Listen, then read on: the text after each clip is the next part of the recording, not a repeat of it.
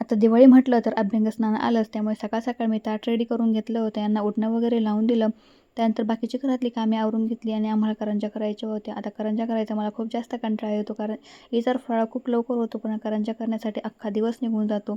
त्यामुळे मला ह्या करंज्या करण्याचं काम अजिबात आवडत नाही. आणि करंज्या करतच होतो तेवढ्यात घरी पाहुणे आले. पाहुणे म्हणण्यापेक्षा ही घरचीच माणसे आहेत. ह्या माझ्या नणंदबाई आहेत, त्या बाहेर शिकण्यासाठी आहेत, पण कधीच्यामध्ये घरी येतात म्हटल्यानंतर यांना पाहुणेच म्हणावं लागेल, नाही का. त्यानंतर भाऊजी आले होते दिवाळीसाठी.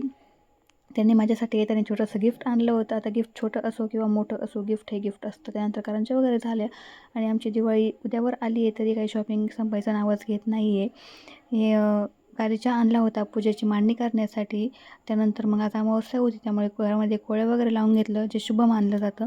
नंतर फटाक्याची शॉपिंग केली आणि चेहरा खूप जास्त डल झाला होता, कारण बाहेर पार्लरला गेले होते, पण मला काही फेशियल वगैरे करण्यासाठी वेळ भेटला नव्हता. त्यामुळे म्हटलं घरीच आपलं काहीतरी करून घ्यावं. पहिलं तर मी गरम पाण्याने वाफ घेतली चेहऱ्यावर आणि त्यानंतर एक पील ऑफ मास्क लावला होता आणि तुम्ही डिफरन्स बघूच शकता.